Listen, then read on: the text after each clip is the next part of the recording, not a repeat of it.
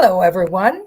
If you're here, you landed on Let's Talk News with your host, Leticia Remauro. Thank you for joining me today. Today is October 14th, 2025.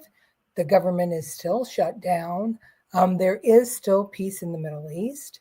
Hostages are home. And NBC News is still the worst news network in the world, except for CBS might be coming close. So thank you for joining me. We have lots to talk about today. We're going to follow the money today. Hello, Debbie. How are you? Good to have you with us. Me. My mom is here. Let the games begin. Indeed. Susan DeRema is here. Okay, well, the gang is here, so we can have some good conversation about, oh, crying out loud.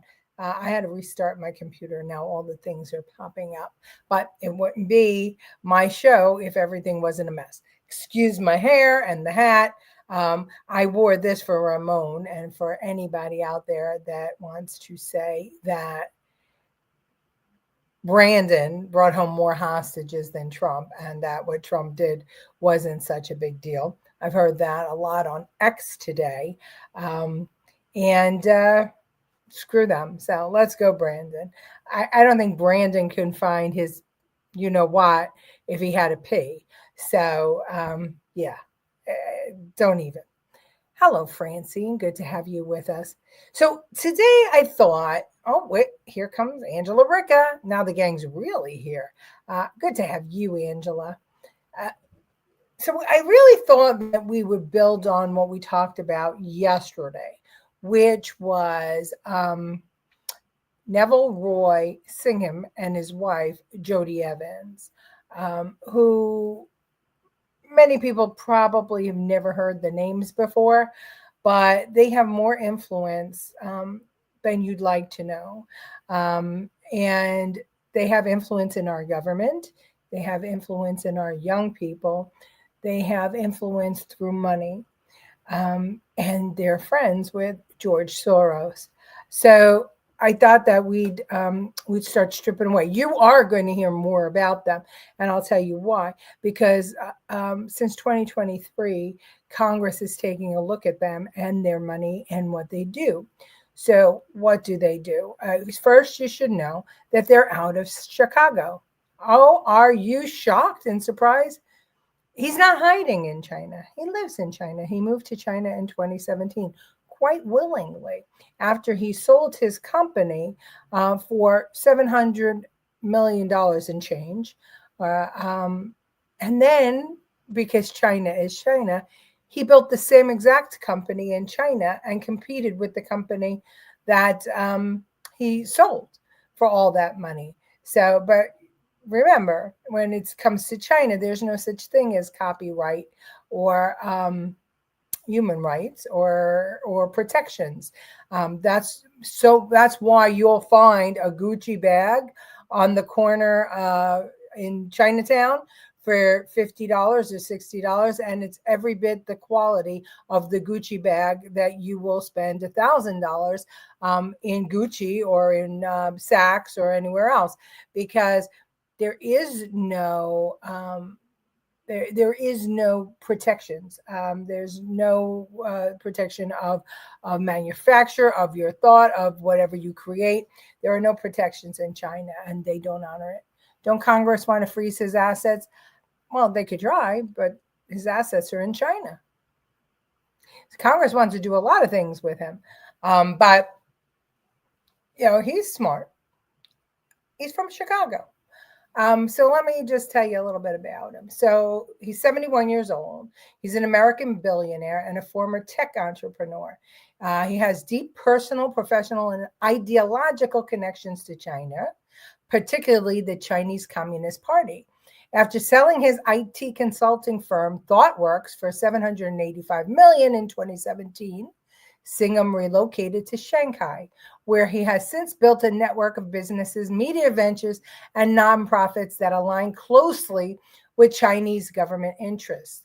These ties have drawn scrutiny from U.S. lawmakers, media investigations, and intelligence reports, which describe him as a key figure in a, quote, lavishly funded influence campaign that defends China and amplifies its propaganda.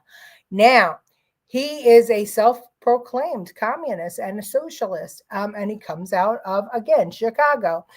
He was working in the transportation industry, and then he decided to open up this consulting firm, ThoughtWorks. And he started moving around the country and the world. And he would hire consultants in India, in Africa, all over the place. By the way, India hates him. And very similar to George Soros, he has made problems for himself all over the world.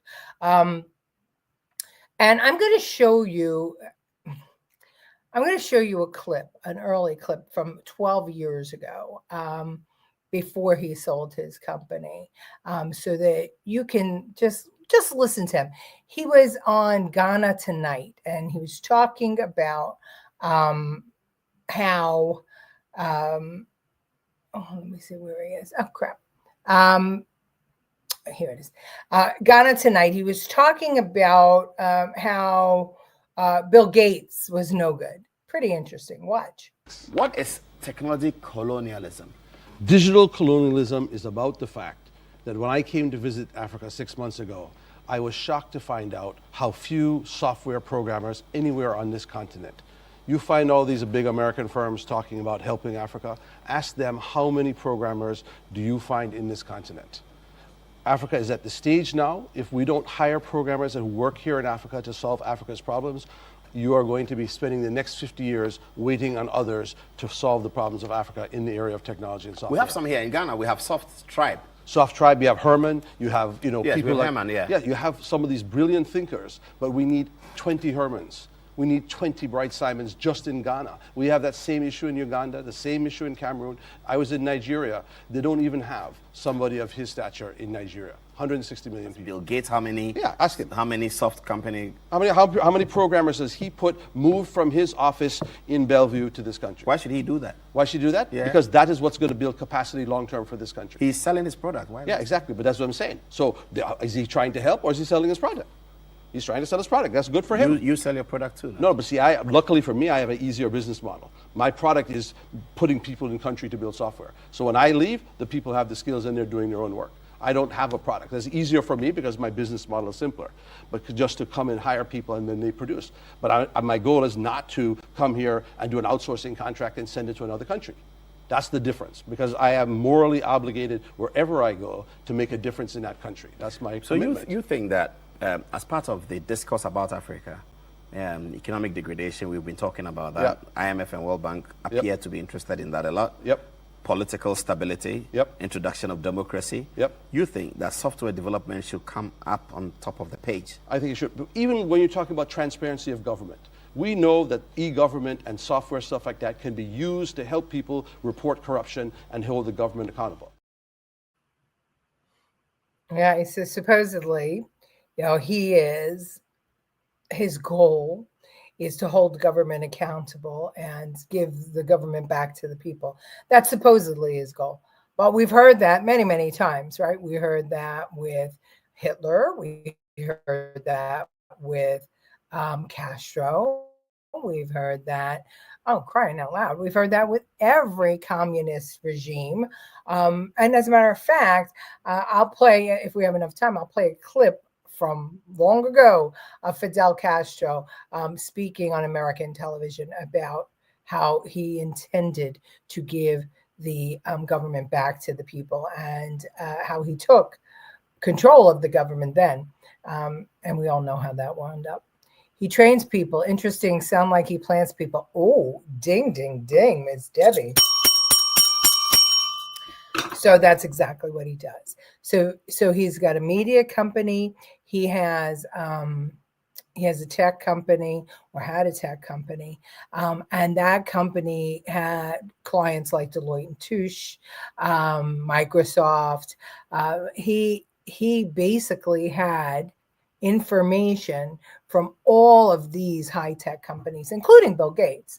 And then he sells the company and moves to China, with all that information, where there's no extradition, right? There, well, first you have to convict him of a crime, but he is, he's got all this information now. And what is he doing with that information? Well, I'm going to guess, and I'm pretty sure I'm right, is that he basically sold it in China, or gave it to the CCP in China. And he's now very well planted within the CCP with all of his technology and with all the information that he obtained from American companies, which means your and my information. Could he plant and fund Antifa? Oh, he absolutely did. As a matter of fact, Martin Lee, I was thinking about you today. How are you? School is open and student is here for the lesson. I'm sorry it's taken a while to get on board. No problem. I was thinking about you today specifically because I thought you would love to hear all about Mr. Neville Roy Singham. And here you show up. This is wonderful. And candidates like Mamdani. Well, actually, here's where he gives $20 million a year.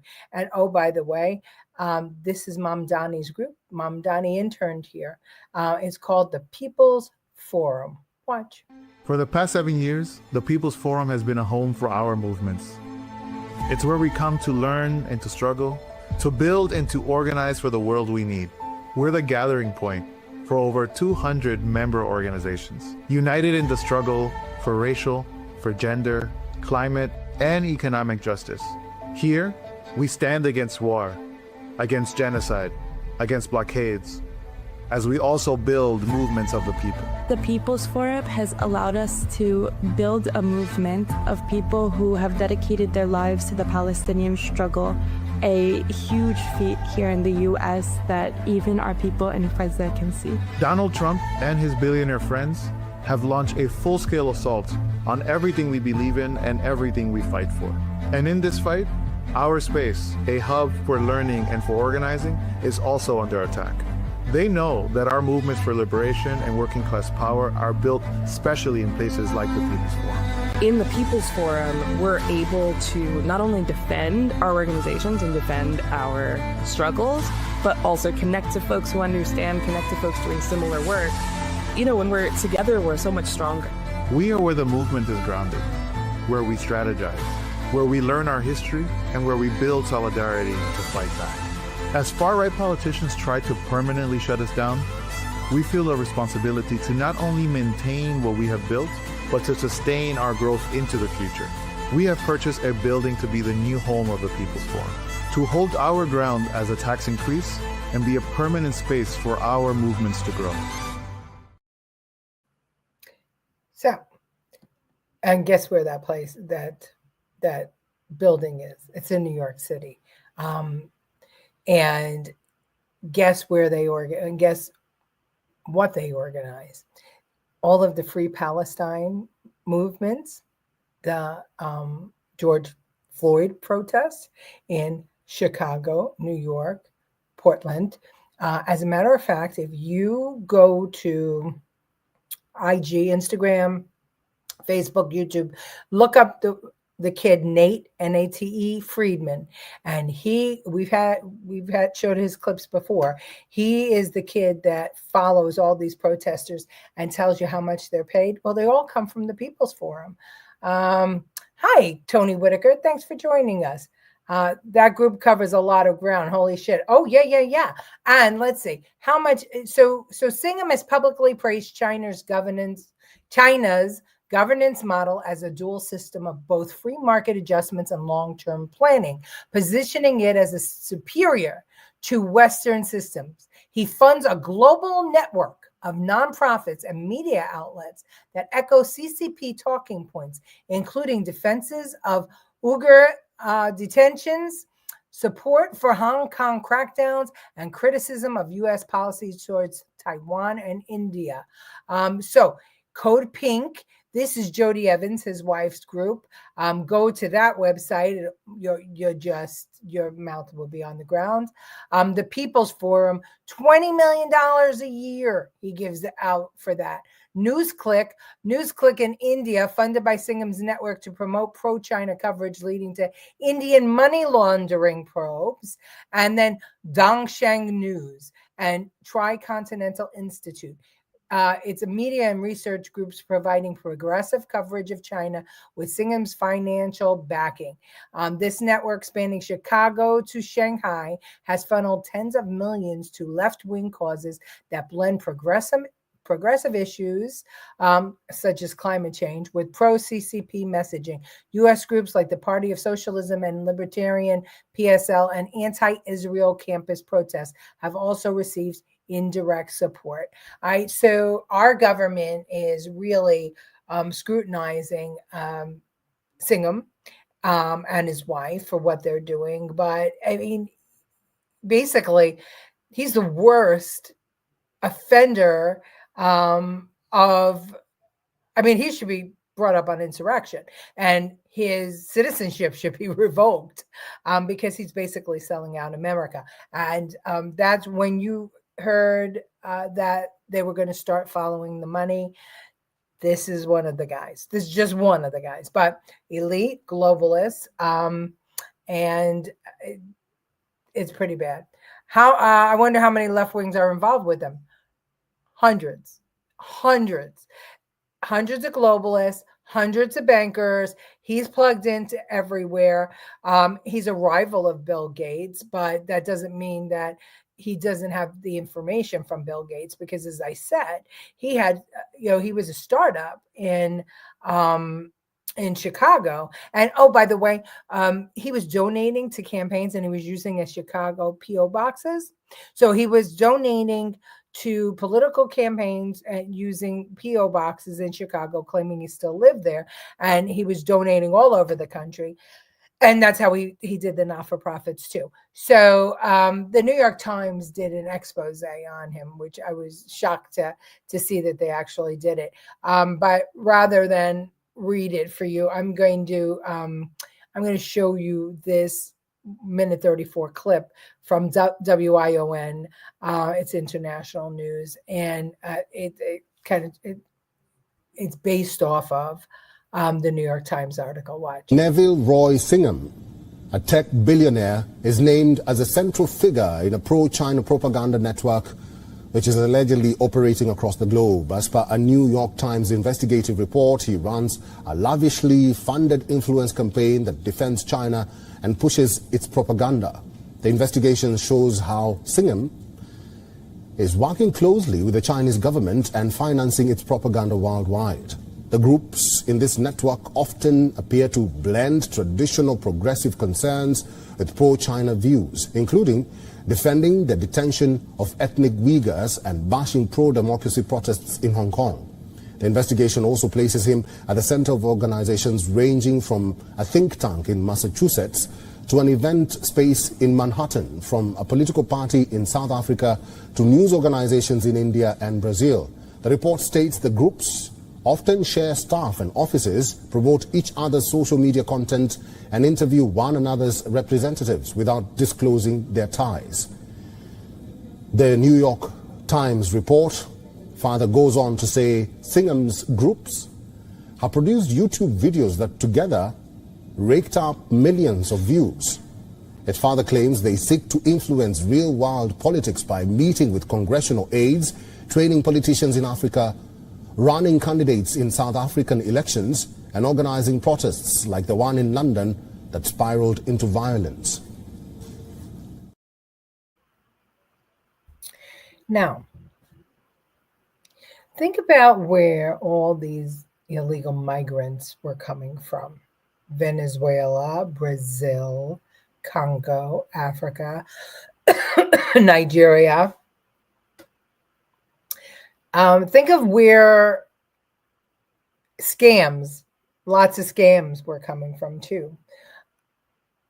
And Neville had offices in all these places.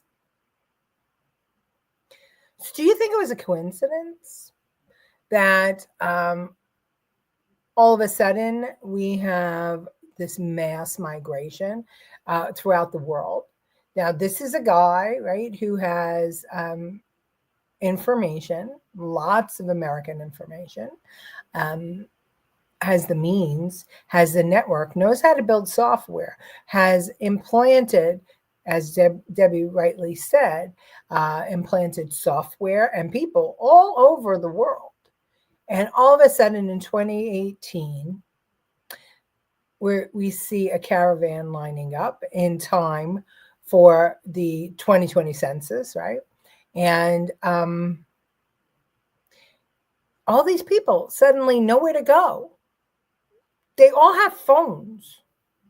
They all have maps. They know how to contact coyotes. They know that the border's open. How'd that happen? You know, we watched Elon Musk do that with Starlink and connecting people and information. We watched him do that very, very publicly. But Singham seems to have done it on the sneak, and he seems to have stolen lots of information and used it for nefarious reasons. You know, I like to think of him as, you know, I talked about it yesterday, the evil Dr. Cocktail. Look, tell me, that's Cocktail. Here's Singham. Cocktail, Singham. To me, it's a television or movie character coming to life. So, what other questions do you have?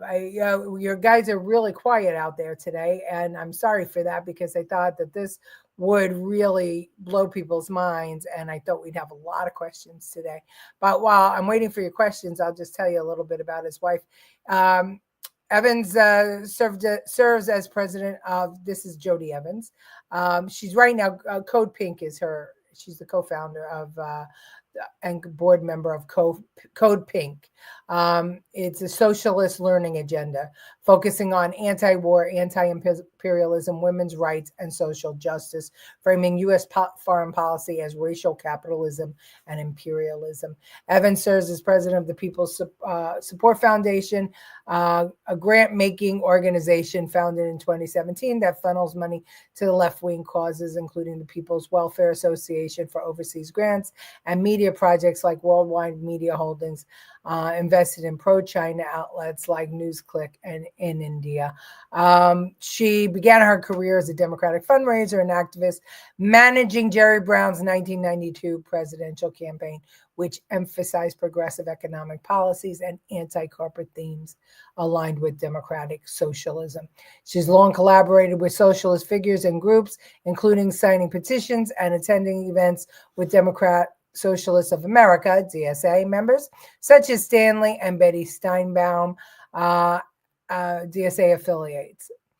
In interviews, Evan has been questioned about her association with explicitly communist and socialist entities, including photo ops with Hugo Chavez and collaborations with Socialist Action and Socialist Party USA, led by figures like Leslie Kagan, of a joint group with Evans.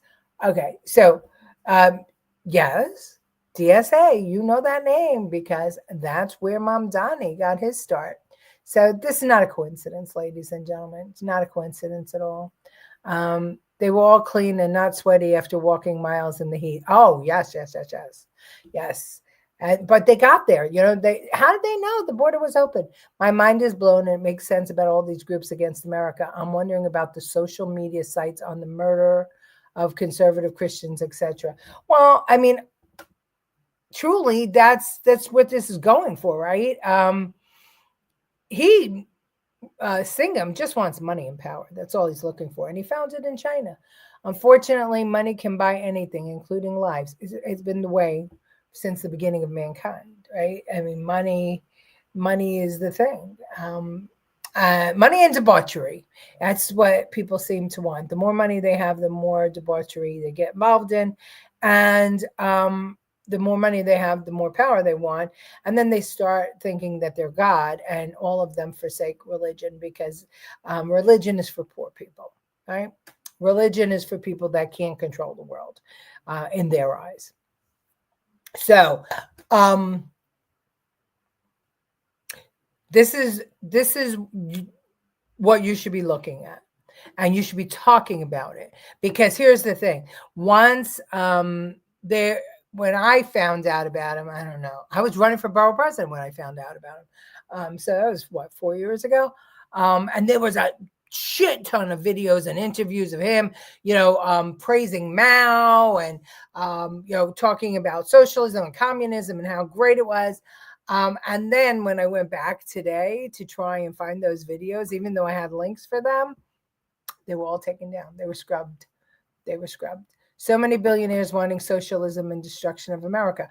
Yes, because it will further their power and money, right? If America falls, then whoever has the money is going to keep the money. Because, see, America can make a billionaire out of anybody. And he knows that, Singham, because it made a billionaire out of him. Obama knows that. What's his name? Bernie Sanders. They all know it. So it's kind of like the Staten Islanders who were happy. They moved from Brooklyn to Staten Island, and then they wanted the Verrazano Bridge pulled up. They didn't want anybody else there. It's a mentality, right? So if they can get rid of America, they can stop adding to their social club, if you will. We're just pawns in their game. Well, we don't have to be. Not in America, you don't have to be. They've gone too far with their socialist agendas and controlling the world. It's so insane and evil. It's true. It is insane and evil. And it always comes under the guise of helping the people, right? Sorry, we still have allergies here. It always, look, my light went on. It always comes under the guise of helping the people. And it never helps the people. It only helps themselves. I don't know. Do you want to see this? I'll play just a little bit of it. It's Castro. It's worth looking up. I think it's Face the Nation. Watch. Is this hopeful revolution now being threatened by some person or persons within the revolutionary organizations? The government, the president of Cuba now is consolidated in the power and have the help of the biggest movement and of the public opinion. That is the 26th of July movement, Doctor? And many other organizations. And he is sure in power. The only thing worrying me is some group that is keeping and I spoke to the public opinion and I asked why to keep arms if there is no tyranny. I asked for they give the arm, turn the arms again, and they said they are going to give the arm. Doctor, there is no difficult at all because public opinion in Cuba is now very strong and with a tremendous force. Nobody is enough powerful to opposite now the public opinion of the free country of Cuba. Doctor, just for...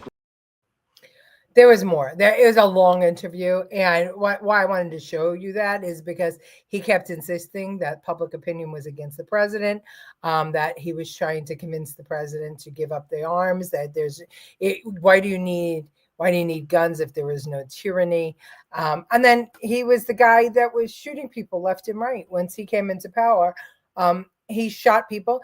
He kept people living in poverty. He destroyed the economy of Cuba. He became so paranoid. He killed thousands of people. And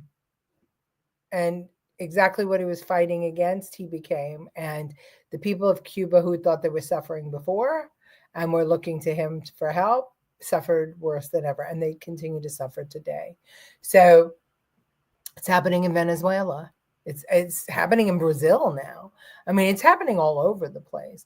And it's really, really scary. But, because we've talked, we talk so much about George Soros and the money. I wanted to bring you a little taste of, Neville Roy Singham, and his wife, Jodie Evans. You can get a lot of information online. It's mostly going to be related to what's happening now in Congress, with them trying to uncover all the corruption and what they have been doing, and how I guess they're trying to figure out how deep the problem is, because it's a big problem. We have a big problem. Our information is all over the place. Ireland too. Yeah, I listen, we've got trouble everywhere. We have trouble everywhere. And it's not a coincidence. It couldn't possibly be a coincidence, because I've said this a million times on this program. There was this great migration where, the Congo, people of the Congo left, Venezuelans left, all these people, right, suddenly started migrating. Well, what changed? What happened in their countries? I mean, if it was one country, like the Ukrainians migrated because there was a war. We understood it, right? Israelis migrated because there was a war. That makes sense. But that's not what happened it started in 14 and 15. And it continued on. There was no dire situation. There was no famine or earthquakes or catastrophes in all of these countries at the same time that made people migrate. So what happened? It was an artificial migration, and it was implemented, and there was no accident, and it was targeted to European countries and America, and there were people behind it, and I introduced you to one tonight. Maybe I'll introduce you to some more in the coming weeks. Share this with your friends. I'm sad that of all of the ones, maybe this was a little boring, I don't know, of all of the shows that I think is important, this one had the lowest viewership. So share it from YouTube, share it from Facebook with your friends. When they want to know where do these protesters get money, you just tell them Neville Roy Singham and his wife, Jodie Evans. Everybody knows about Soros to nausea, ad infinitum. Well, now we got to tell them about the rest. All right, we're over as usual. Thank you for joining me tonight. I hope that my sources helped you learn some things, and we'll do some more tomorrow. The UN was complicit as well as NGOs. Absolutely. But that's where, listen, this guy and Soros and Catholic Charities, I mean, we've talked about this in the beginning, when all this started happening. We were uncovering it as we were going along, and people were telling me I was crazy. Well, we're not crazy. And thank you, Susan. We know because we put things together. We get a little information. I happen to have some friends that are billionaires that happen to talk too much. And then that's it. I'm off and running. My daughter happens to be a private investigator. She can find anything anywhere. So I keep telling her, go work for Trump and the FBI. Help him out. All right. Well, we're way over. I will see you tomorrow night. Thank you. Please share and come back and see me tomorrow night. We will have some more deep diving to do. I should change the name of the show to Deep Dive. Okay. Love you all.